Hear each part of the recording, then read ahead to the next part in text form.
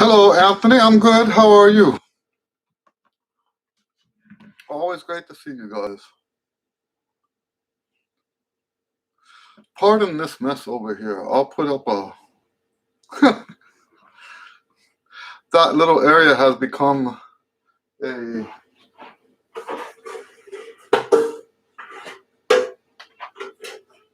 How's that? Oh, that doesn't work either.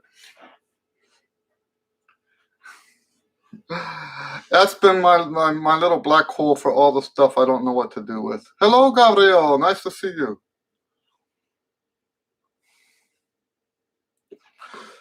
So we did have a question from Sean. Sean asks about the different kinds of jazz. Let me read the specific question here.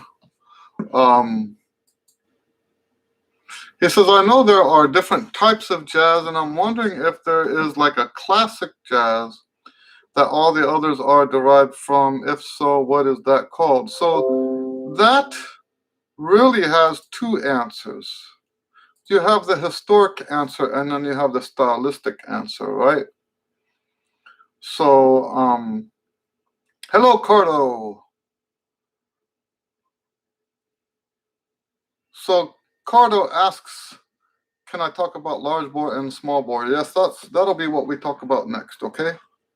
So Sean asks about a root style of jazz, and the truth is all of the styles are, it's just like classical music, how the eras come up, historically speaking, building on the previous eras. And I always look at the history of jazz as a condensed version of the history of Western music. Really. There's a lot of similarities. The difference is that jazz happened over a space of about 60 years, and classical music happened over a period of about 700 years. But there are a lot of similarities in the development. And one of those similarities is that they developed from what came before and built on that. And then the next one's built on that, and the next one's built on that. Okay? So yes, the answer to Sean is yes, historically speaking, all of it can be traced back to what we call early jazz. Early jazz is not to be confused with Dixieland jazz. This is something that people have a tendency to get a little mixed up. We call it early jazz because at that time it wasn't called Dixieland jazz, it was called jazz. At that time, jazz was a brand new art form. So we call it early jazz because there was no other kind of jazz at that time. A lot of people don't know that the word Dixieland was not applied. There was a Dixieland jazz band, but the music itself was not called Dixieland until the 40s, when the big bands were revisiting that music from, at that time, 20, 30 years ago. And they would refer to this revisiting as Dixieland music. That's when the term started to be applied to that style of music. So if you want an example of a great example of early jazz, you can look at the Hot Fives and the Hot Sevens from Louis Armstrong, And the reason I choose that as an example is because that's easier to find than a lot of that other stuff. There is other great stuff to listen to, but for early jazz, that's going to be your easiest to find and best example of what early jazz sounds like. So that's the hot fives and the hot sevens. When we say hot fives, hot sevens, so the hot fives was a band that Louis Armstrong had, and the hot sevens. So there were two different bands. One had 5 people in it, and the other one had 7 people in it. That's where the number comes from. So after the after Dixieland came the swing era. Now I'm simplifying this a little bit. After Dixieland came the swing era. This is when Duke Ellington started. This is when, um, uh, you know, Count Basie, all those bands, uh, Benny Moten, a lot of bands like that. The bands started getting bigger in that era. So this is what the big band era came out of. So the big band era is a little separate from the swing era. The big band era had a stylistic differentiation, if you ask me. That's my opinion. And then out of the swing era comes, what do you call it? Bebop. Out of swing comes bebop, and bebop started in the 40s, I guess. Yeah, so I'm getting the timelines a little bit wrong. I'm not a historian. I know this stuff musically speaking. I'm not so good on the dates and all that stuff. But I'm correct on the order of the way these things panned out. So if you want to go to the roots of all this, you go back to the early jazz. After bebop, there were the different post-bop styles like hard bop and so some people call it post-bop. The cool stuff, there was now cool was not an era, so to speak. It's not like like when people, how am I saying this? So cool was part of post-bop, in my opinion. But yeah, they call it cool jazz. That's primarily West Coast jazz, but it started off with Miles Davis. That's a little bit of a tricky story, right? But cool jazz is another style of music. I kind of lump together cool jazz with the West Coast jazz. Some people don't think that should be lumped together. So, and then out of that came a bunch of different things, right? Until we came up. Lately, we had more in like the 80s, 70s, and 80s. They started having jazz rock, and then acid jazz. I don't listen to a lot of that stuff. And they have fusion, and then there's the cool. What's it called? Not cool jazz. Smooth jazz. Out of all of the different types of jazz, I think smooth jazz gets the least respect from the musicians. The musicians regard smooth jazz as a inferior art form. And I think the reason they do is because of the fact that those guys make so much money. Comparatively speaking, they make more money than the other jazz guys.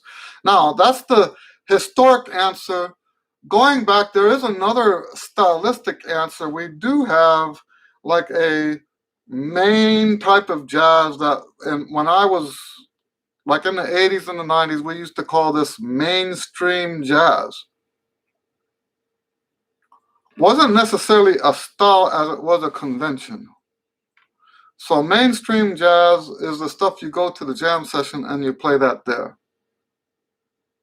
Right? So there's a lot of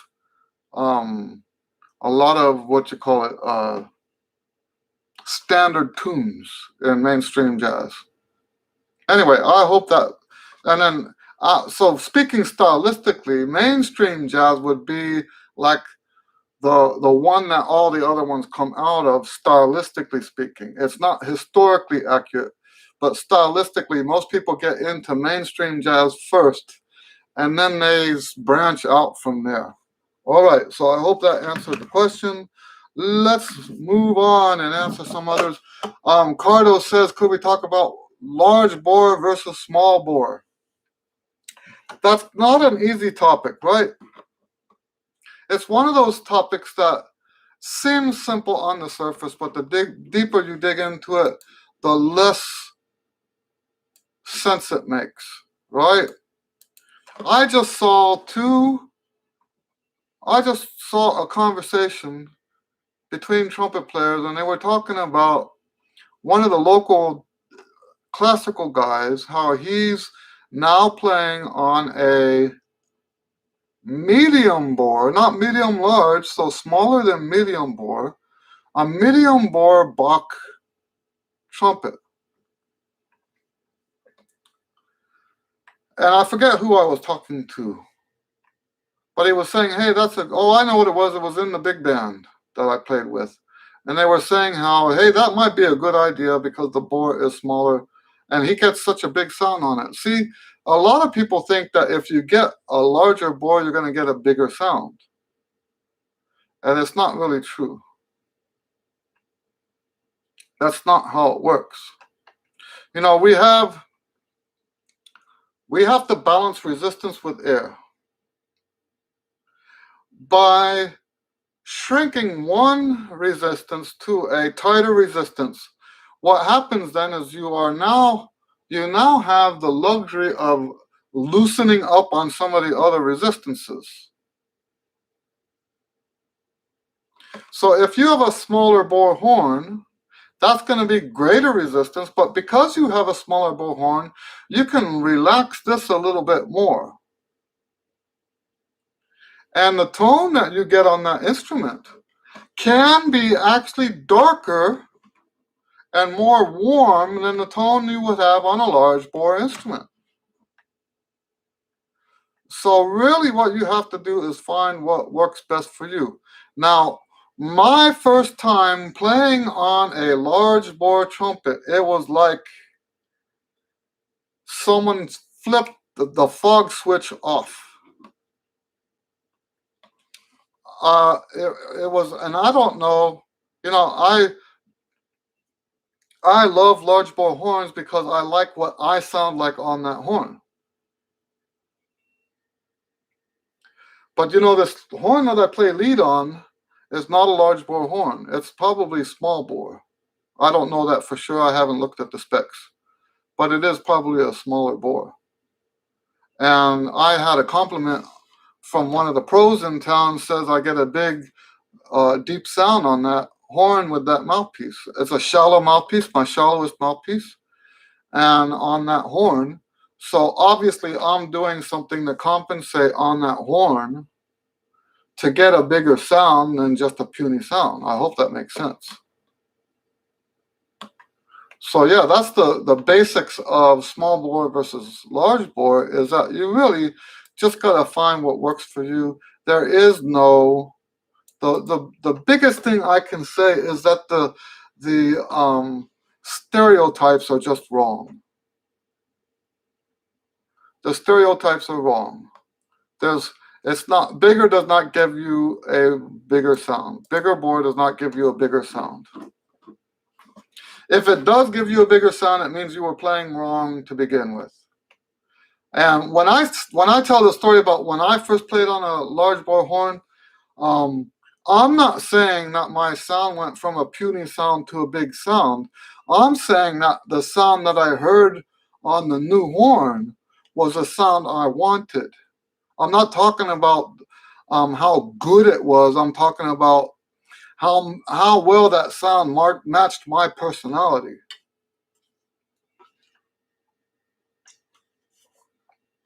I never said that it gave me a better sound. It gave me a sound that I liked. That's not the same thing. Anthony says, are there any tips on triple tonguing, especially when notes are not the same, like moving up in scales or just different notes? Yes, I have plenty of tips for that. The most important thing is to practice it slow and deliberately. In my Chops Express book, which I was just actually working out of this morning,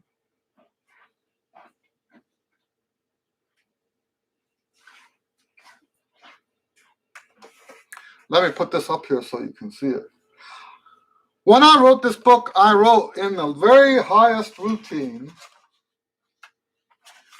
2 triple tongue exercises that were almost impossible to play. I put them there for me to push me to that limit, okay? I hope you can see some of that. Probably not. I'll get it as close as I can. And I've been working on this since 2010. The copyright date is 2010. And actually what that means is I've been working on it since 2009. And here's what it sounded like me playing it today.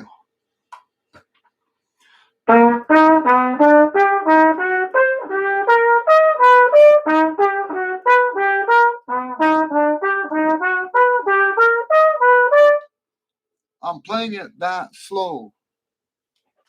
I played the wrong note.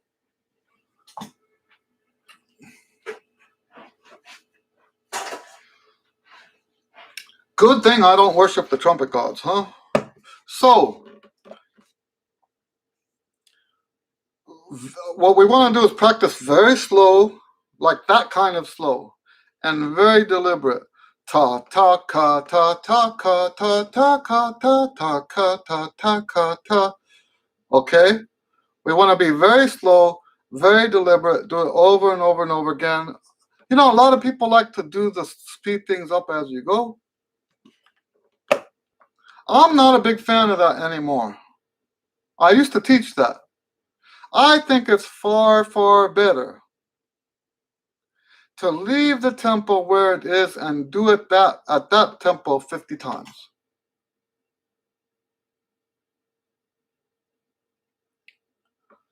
Far, far better. What you get out of it.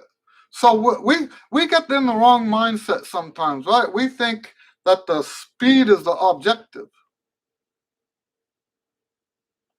But the truth is, if you make speed the objective, you might never reach that objective because you put speed as the objective.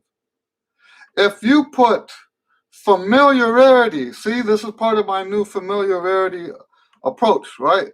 If you put familiarity as the main objective, speed, fast tempos, is a byproduct of familiarity. The more familiar you are with the piece or the technique or whatever it is that you're doing, the more familiar you are, the easier it is to play fast.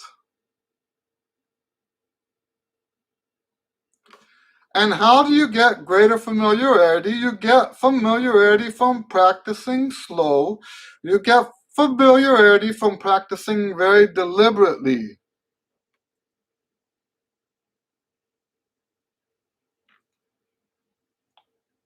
So that's my biggest comment, is to practice slow and deliberate. Now, and to practice whatever it is over and over and over again. Now, I also believe that if you had music that has that in it, then you waited too long to perfect your triple tone. Now, don't get me wrong, I'm not trying to, if someone's hearing this and they said, oh no, I waited too long. So it's better, it is truly, truly better to fix your triple tongue beforehand. That doesn't mean it's too late. It's just better to work on your triple tongue before you need it. And let that be a lesson for everybody else that's listening. Work on your triple tongue now. Don't wait till you need it, because then it's just like the range stuff, right? The range stuff, you start creating problems when you start practicing high. If you practice high because you need those high notes, you're not going to take the precautions you need to take, and your embouchure is going to, something's going to go wrong. You're not going to grow into that range in a natural sense. And this is the same thing with the triple tongue. Something will go wrong if you're forcing yourself to do this on a timeline. It's better to start early. That's why my routines have triple tongue. You're going to do double tongue or triple tongue every day that you practice. That's part of the reason why it's in there. There's another much bigger reason why it's in there. But that's a big part of why it's in there. All right, so I hope that answers the question, Anthony. Gabriel says, Eddie, I have some issues following the metronome when playing studios. My wife is a good pianist and she comes from conservatory, and she said I can make subdivision without learning solfeggio. Yeah, solfeggio is separate from rhythms, unless there's something I don't know about, right? So following the metronome,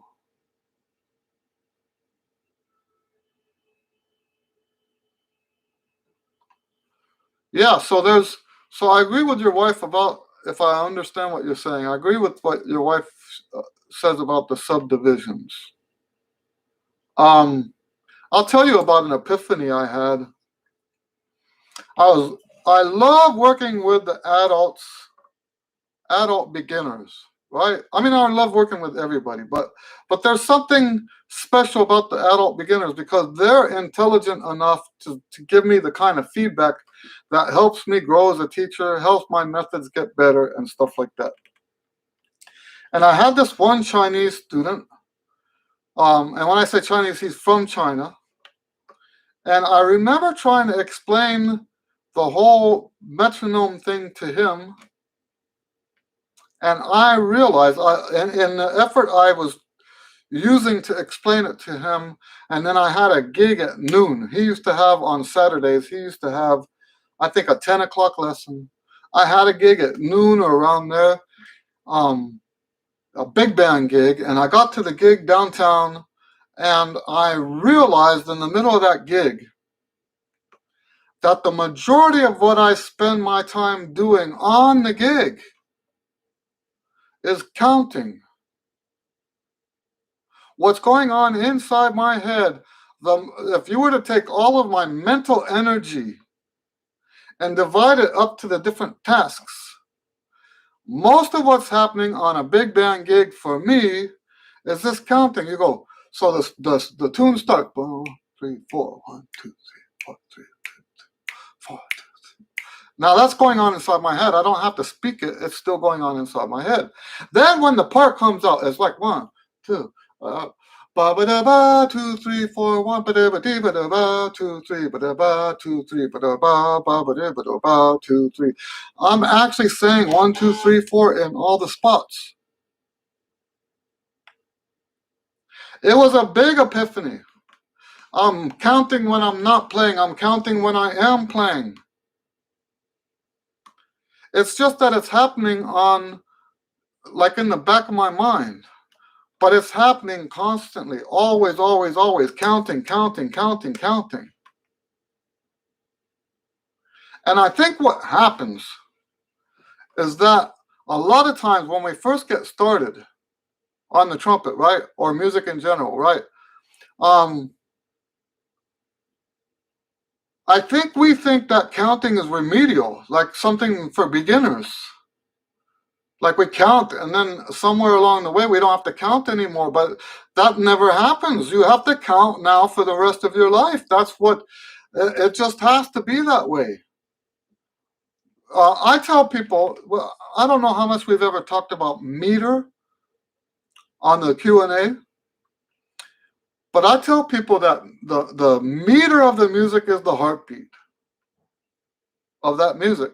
And if the music doesn't have a meter, if you're not thinking in your head 1 2 3 4 2 2 3 4 3 2 3 4, if you're not thinking that, your music is dead. It's not possible. The heartbeat is gone. It's not possible for it to be alive. And what I mean by alive, you cannot communicate. We're always talking about expression, about being so expressive that you pull people's heartstrings and stuff like that. If you don't have a sense of meter, you can't do that. You cannot be expressive without a sense of meter. I don't care how much you flap your eyelids, I don't care how much you move and stuff like that. If you don't have a sense of meter, there's nothing to communicate from you to the audience. It's cut off. You have to have a sense of meter.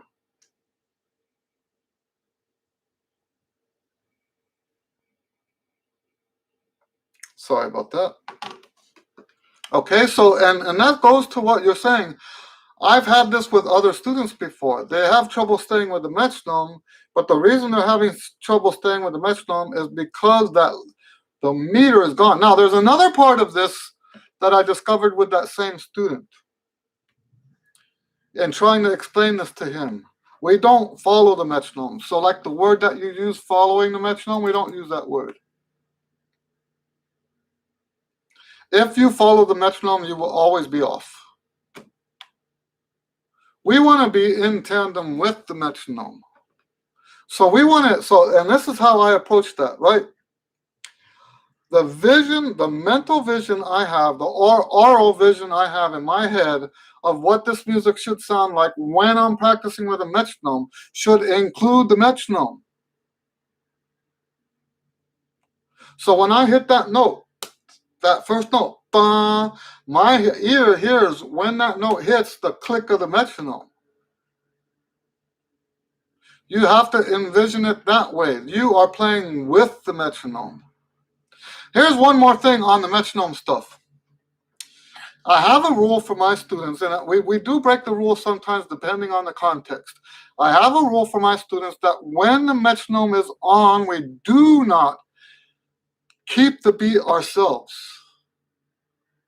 Don't tap your foot, right? Don't tap your leg. Don't tap your toe. Don't tap your fingers. Don't try to keep the beat yourself. You want to be with the metronome. If you try to tap your foot and try to create an internal tempo, you're fighting with the metronome. You're not playing with the metronome. So you want to have a mental vision of what your music sounds like with the metronome clicking. That's how I approach it. Gabriel asks also, is it true that, or can I try to sing the notes only? Now I'm confused. I should have looked at that.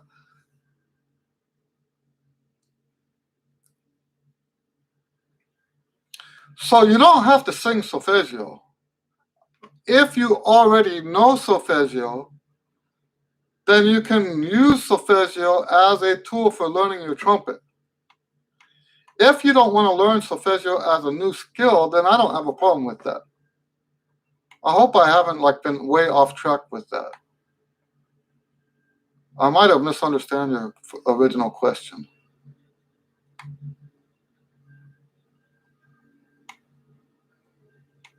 All right, let's see here. Javier says, smooth jazz is the most popular style, I guess. Snobs don't like what everybody likes. There's a huge element of that. People they call them sellouts, right? Now, here's the thing, is some of the best in the world have been called sellouts. It's true for Rachmaninoff got, in a sort of a way, Rachmaninoff got accused of being a sellout. And look at his music is timeless, right? Aaron Copland, accused of being a sellout. So yes, now don't get me wrong. I'm not a big fan of smooth jazz. I help people learn how to play it.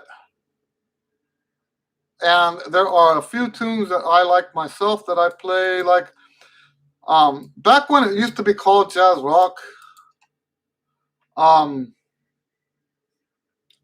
there was a tune by Jeff Lober. I think this is it.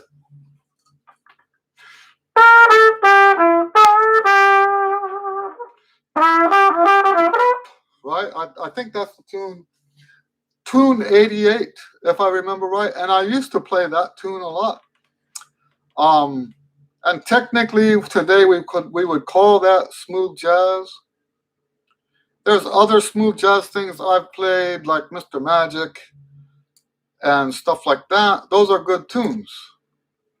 But for the most part, it's not a sub-style that I'm actually interested in. That said, if the gig calls for it, I play it, right? So I just don't get called for a lot of that. All right. Javier says, I think smooth jazz gets a bad rap because of lack of complexity or something. Maybe the lack of use of 64th notes. Or maybe because they use it on adult movies. I don't know. I wouldn't know about that.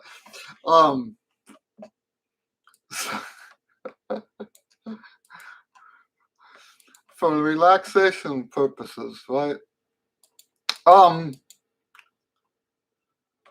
Yeah, you know what? I guess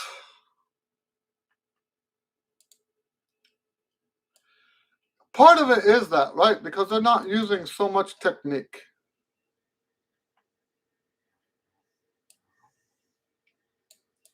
Like I said, I'm not really a big fan, but I don't have a problem with the music. I'll tell you what, my favorite smooth jazz or jazz rock, whatever you want to call it, was a trumpet player. He made a quasi-funk / smooth jazz kind of album right before he died. It's kind of hard to... Let me look and see if it's on YouTube. His name is Michael Lawrence, and apparently a friend of mine was a friend of his.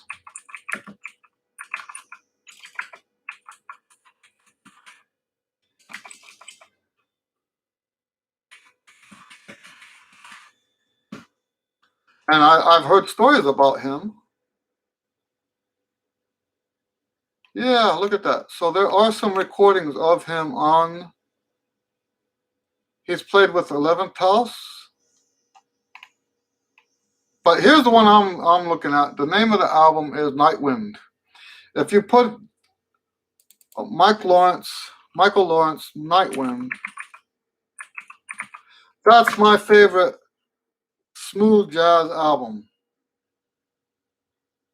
And the reason I like it is because he does modern stuff over those beats. That's what I like. So you guys might want to check that out. In fact, I'll make a copy of the search that I just did and put it in the link. So you can go straight to it and listen to it. Now, my understanding is that when I heard the album, it was here in Houston, and he had just died, and it was his wife that was promoting the album. This is what my understanding. I might be wrong. A lot of this stuff I could be wrong about. A lot of stuff, I told you guys this before. A lot of stuff that I learned was before the internet, and I didn't have ways to verify. And now there's so much of it, I don't know that I could ever verify all of it anymore. Okay?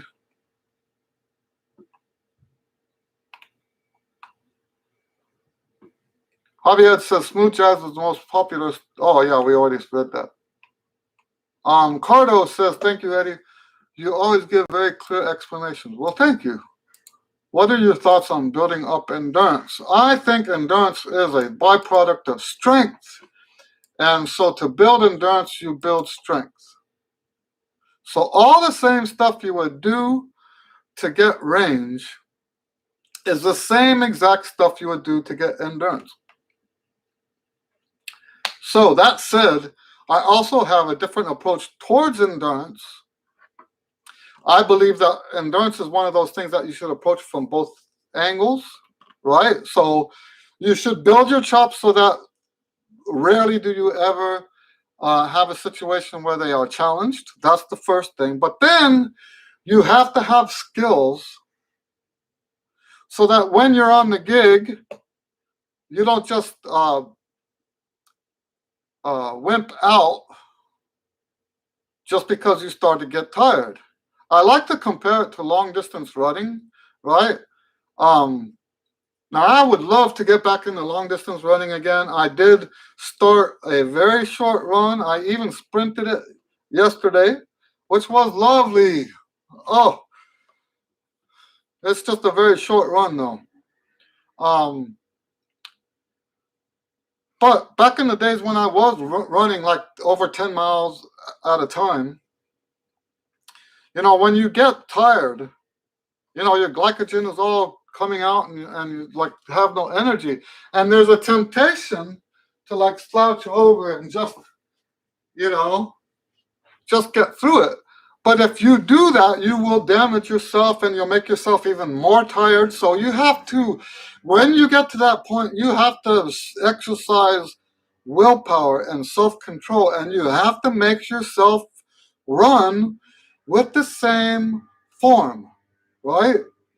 So if this is your form, you keep that posture no matter how tired you are. And that's the same attitude I have for performances. No matter how tired I am, I don't let the tone drop. I don't stop using vibrato. I don't stop phrasing. I don't stop trying to get the most beautiful sound I can get. I think what happens, and this is so typical of society the way it is today, right? We give ourselves so many reasons to quit. And we have macro reasons and micro reasons, right? And one of the worst reasons to quit something is because you're tired. So in a gig where the guys are like, they're always passing that hard part to the third trumpet player because they can't do that whole shout section by themselves. I always keep that part for myself, not because I've got some kind of ego, but because I know that's what I need to do to condition myself. It's not necessarily making me stronger. I mean, it is helping me get stronger, but more importantly, it's a mindset. Do the best job that you can, regardless of how tired you are. Don't wimp out. And so that's part of how I practice.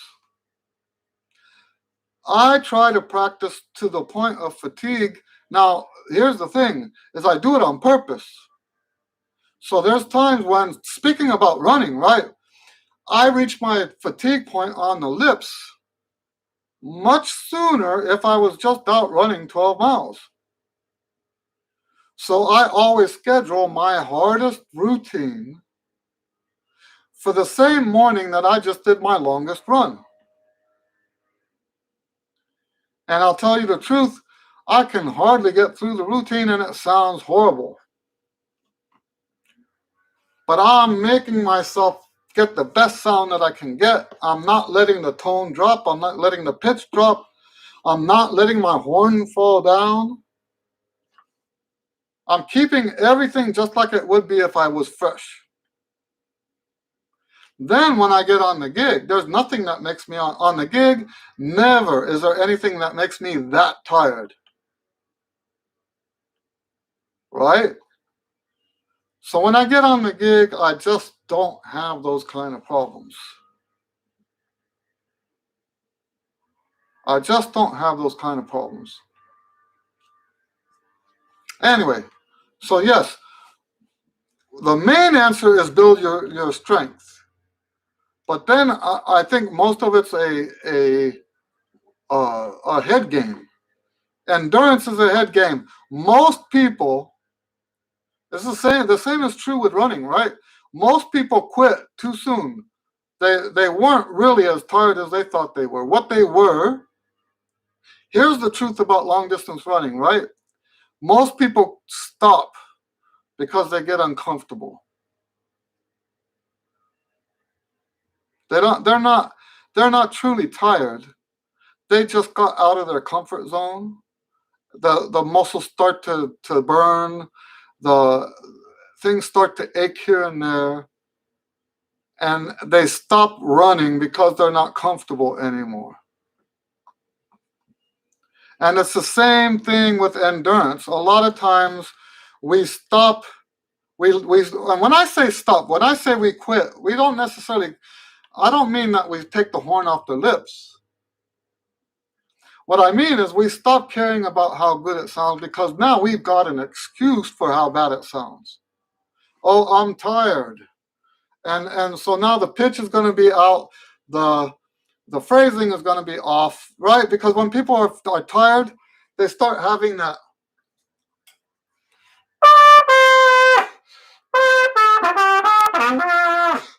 right? They lose control.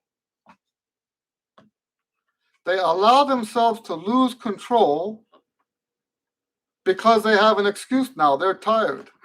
The truth is, most of them are not even genuinely tired. They're just uncomfortable. Same thing with like playing to the end of your air. Most people have not played to the end of their air. They stop early because it doesn't feel good to them. So, I'm like all fired up now. All right. Anthony says, yes, you have answered my question about triple tongue. Take it slow. Yes. There's a snail. Like you say, don't wait till you need it. I needed it last week. But hey, you are still learning every day, I believe. Yeah, so don't get me wrong. You know, if I don't believe anything's ever too late. I did actually tell a student earlier today. I have a student on Fridays at 10 o'clock. And I told him today that it was too late for me. What did I tell him? Too late for something. It had something to do with jazz, right? And I said it's too late for me. What I meant in that term was that I had already worked on that and was already there. I didn't mean too late in my life. Too late. So in other words, I had already. So let's say we were talking about triple tongue. We weren't talking about triple tongue, but let's say we were talking about triple tongue, and I said it was too late for me. What I would have meant was I already mastered triple tongue. So that's what I meant by too late. Is if I had mastered it the other way, it would have been better. But I've already mastered it. So now what am I going to do? Does that make sense? I hope that makes sense. So Anthony says, my teacher calls the meter the pulse. Pulse and meter are not the same thing. I'm not trying to be controversial here, but pulse and meter are not the same thing. Pulse is the beat, right? So now maybe she means something different by the word pulse. But for me, pulse is the metronome beat. And the difference between meter and pulse is every beat is the same. Right? When you turn the metronome on, and let's say it's a metronome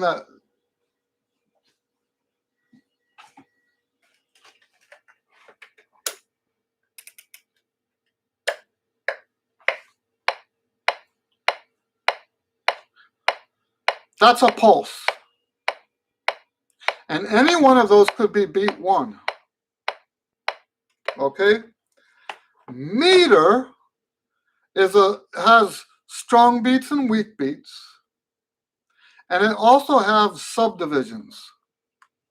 So, for example, if you're playing a march in 2-2, that march will be 1 and 2 and 1 and 2 and 1 and 2 and 1 and 2 and. That's meter. The first beat gets a stronger emphasis than the second beat, and the upbeats have a lower emphasis than the second beat. So if we were to map out the emphasis, it would be strong, weak, medium, weak. Strong, weak, medium, weak. All right, so that's what meter is. Meter is not pulse. Pulse is the steady beat, right? Meter is groups of beats with strong and weak emphasis, plus the subdivision. Now, the word for meter in the jazz world and the pop commercial world is groove. When we talk about the groove in jazz or the groove in a funk piece, we're talking about the meter. When we talk about meter in classical music, we're talking about the groove. Those two words are synonymous. All right, so Javier says, trumpet teachers usually recommend less movement of body while playing better, especially classical. I've experimented in voluntary head movement while I'm excited playing a song I like, but it doesn't affect my playing. It kind of boosts it. So, there could be something going on there. I love that kind of experimentation.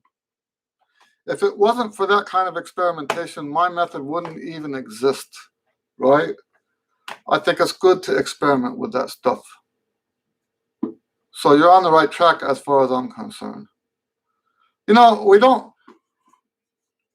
don't like the whole attitude with teaching that this is right and this is wrong. I don't like that.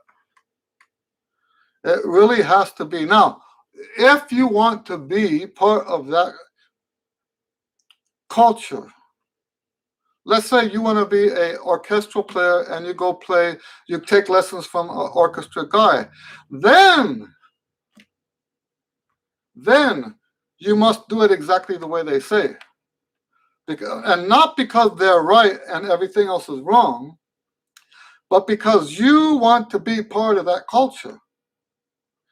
So if you go to a jazz trumpet player and say, I want to take jazz lessons, basically what you're saying is, I want to be a member of the jazz community, and I recognize you as a place where I should start.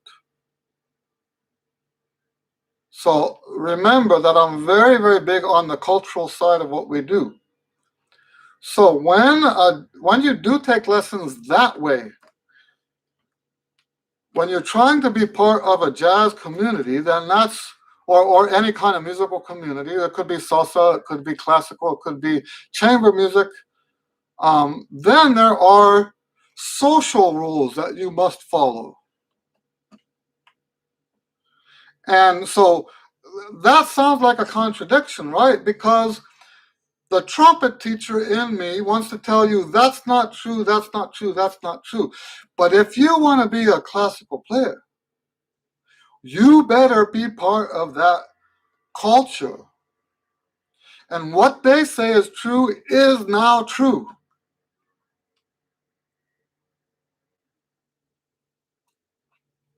Okay? If you want to be part of the band culture, what they say is true is now true. Because now it's cultural. It's not right and wrong in terms of what's best for trumpet playing.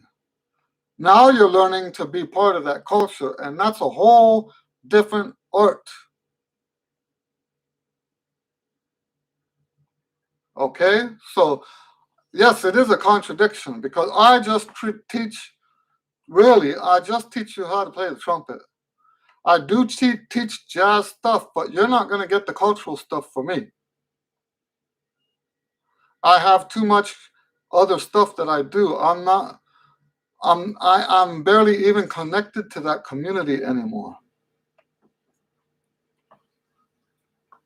I should be more connected, but I'm not making excuses. I teach the trumpet. I teach you how to get better at the trumpet.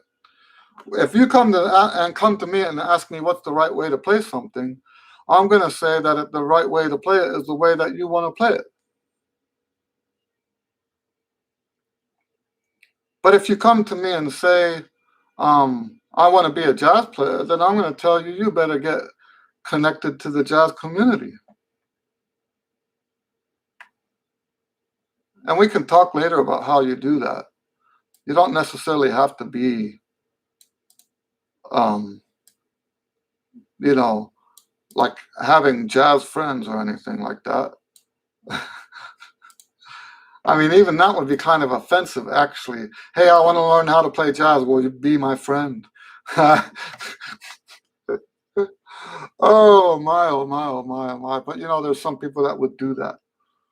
All right, Javier says, but it doesn't. Oh yeah, I already read that. Gabriel says, so the trick to play with metronome is counting. Absolutely, but counting with the metronome. So like for example,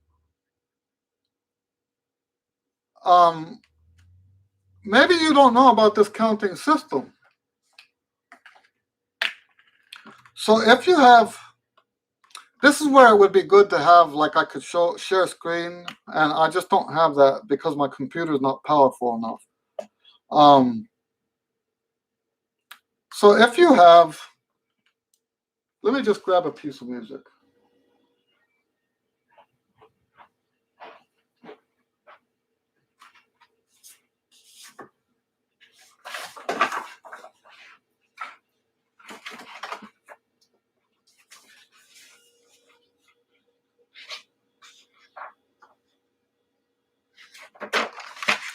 So let's say we're doing this music.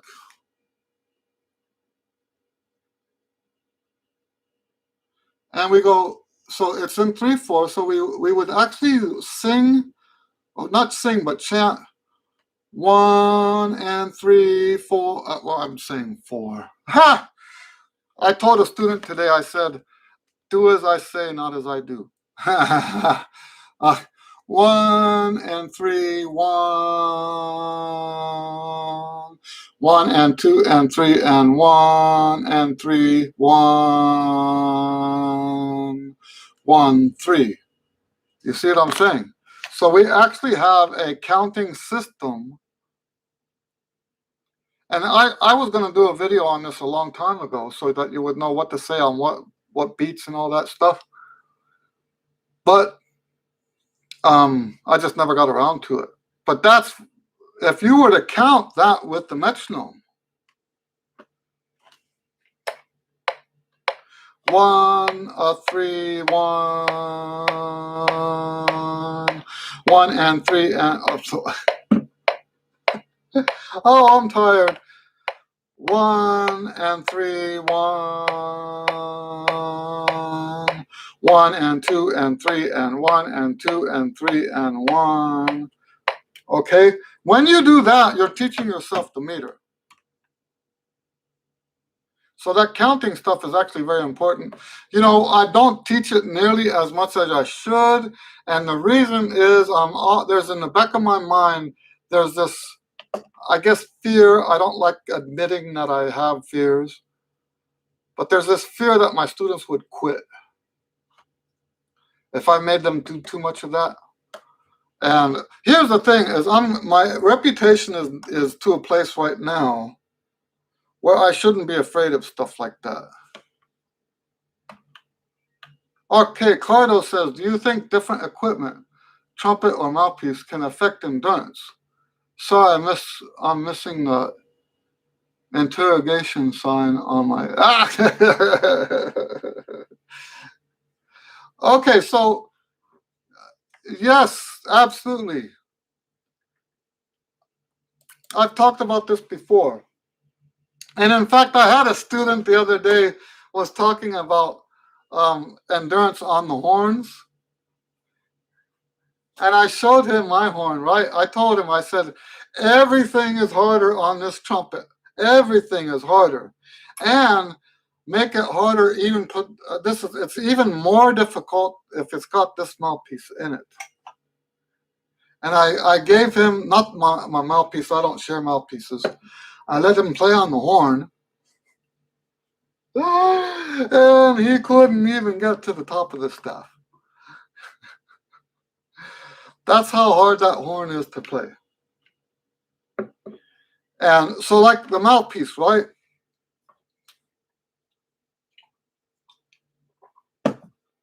When I bought this mouthpiece,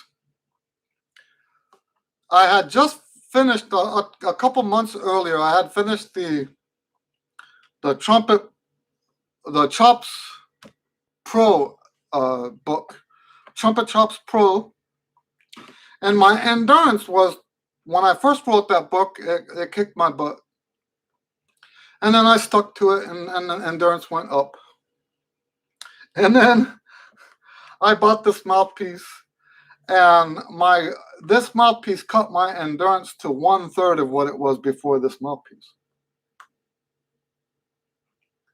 And you know, I told you this earlier. I like to do that kind of thing. I was practicing today on this horn. So today was my routine that goes up to the G above the staff. I changed how I schedule it. I'll tell you guys about that later. And this is one of the exercises I was doing.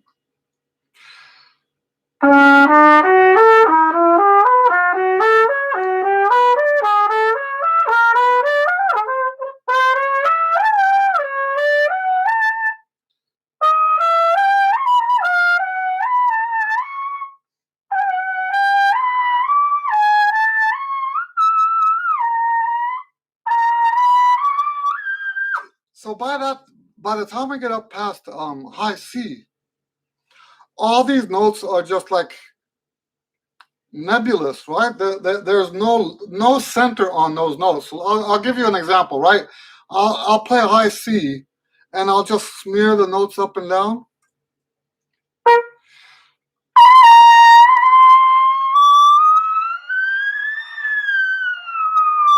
There's no center to the notes. So for me to play the scale pattern up to the G sharp above C, I have to really slow down. It's almost like lip buzzing those notes, right? Because the horn's not doing anything to help me. The horn is actually working against me. The mouthpiece is actually working against me. But what that means is when I go on the gig and I'm playing that other horn with the other mouthpiece, and those notes lock in, it's like, wow, where did all that come from? So yes, the equipment does make a difference. But, this is a story I tell all the time. It's not a very specific story. It's like a congregate of all the stories I've have similar. There are people that I've seen on gigs, and they'll have a new horn, right? They'll have a new horn, and the horn sounds gorgeous. Sounds absolutely gorgeous. The next week I see them, and they say, now remember, I'm not talking about a specific person. I've seen many people do this. The next week I see them on the next gig, and they don't have that horn anymore. And I say, hey, man, where's that gorgeous horn? And he said, I had to take it back. I said, why? What? Man, that's sad. And they'll say, well, because it made me tired. I didn't have any endurance on that horn. And I'm like, endurance is something you can always get. Beautiful sounding horn, that's not something we can always get. I would much rather have the beautiful sounding horn and have to work on my endurance to get it up higher than to, so I've seen that happen a lot. Anthony says to play jazz, you need a cool jazz hat. You know, I've actually been thinking about that. It's not entirely untrue. You know, I've got this beard, and I've been thinking about the jazz gigs, right? And I want to do more jazz performances with my group. And now that the beard is like starting to shape out a little bit, I'm thinking, you know, for the look, and yes, I do sometimes think about the look, but not because I want. It's kind of weird because I know for me, it's part of the creativity process. I know that what I look like is going to influence what people hear. So it's not so much that I want people to like how I look. It's a matter of giving the audience a complete package, right? And I can't figure out what kind of hat would work for me with this big old. I guess what I need is, I forgot what they call it. What the Jewish people wear. I had a gig with this guy one time. He's an Israeli guy. But I think he was originally from Brazil, moved to Israel, and his band played a fusion of salsa, klezmer, and Brazilian music. It was one of those hybrid bands that once in a lifetime, man, I just loved it. But he asked me, am I Jewish? And I said, no, I wasn't. And I thought maybe it was because of the way I look, right? But he says I have a Jewish name. And I thought about it. Actually, you know what? If you think about the European spellings, I could see how he would make that connection, right? So I don't mind people thinking that I'm Jewish. I think, anyway, I won't go into that, but yeah. So Gabriel says that makes sense. He says, is the huge mouthpiece larger or just deeper? So I don't change the diameter. So that's why I was looking for a mouthpiece earlier, because that other lead mouthpiece that I had did not have the same diameter, and it was causing problems. I'm convinced, and I can only speak for myself, but I've seen it in other students, but I can't say, it's still anecdotal. I don't have evidence that this is just the way it is, but I'm convinced that when we switch to different mouthpiece diameters, that something happens, a sort of bruising happens. Now, it doesn't happen to me if I play one mouthpiece one day and the other mouthpiece the other day. But if I'm on a gig and I have to switch, or if I have two gigs that day, one with this mouthpiece and one with that mouthpiece, then I get this weird swelling in my face. And when I have a mouthpiece that has the same exact rim, I don't get that swelling. So, Cardo says your high register is really amazing. Well, thank you. That was supposed to be my example of how bad it was. So that's not what my high register sounds like. But thank you very much. I appreciate that. Javier says, I would love to own a Constellation 38B, even if it got me gasping air for every 2 minutes. Yeah, that's what I'm saying. You know, if you have an instrument that you like how it plays, you should have that instrument, and you grow with the horn. All right, guys, it looks like we're past 2 o'clock. Thank you for hanging out with me. I can probably do one more question if you guys have another question. I'm on the verge of losing my voice again. I think You're welcome, Gabriel.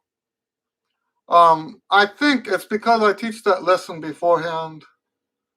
So my voice is already like crackling from the previous lesson. But yeah, by the time I'm at the end of this, and I obviously also talk more in this than I do in the lessons. So yeah, it gets a little hard for my vocal cords, really.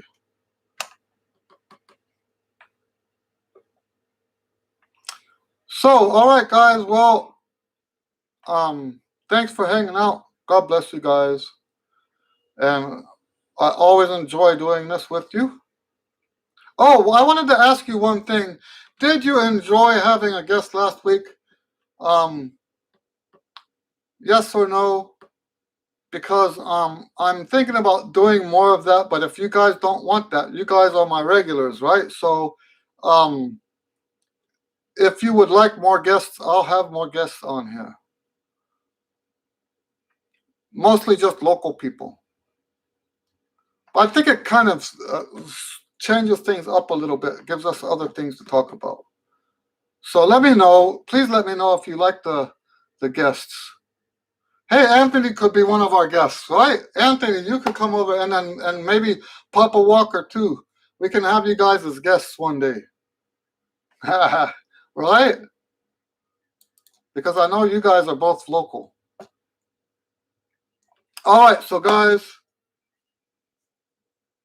All right, so very good. Thank you for the feedback. We'll see you next week. Um, there is one day coming up that I won't be doing this because I'm going fishing. One of my students is taking me and another student fishing.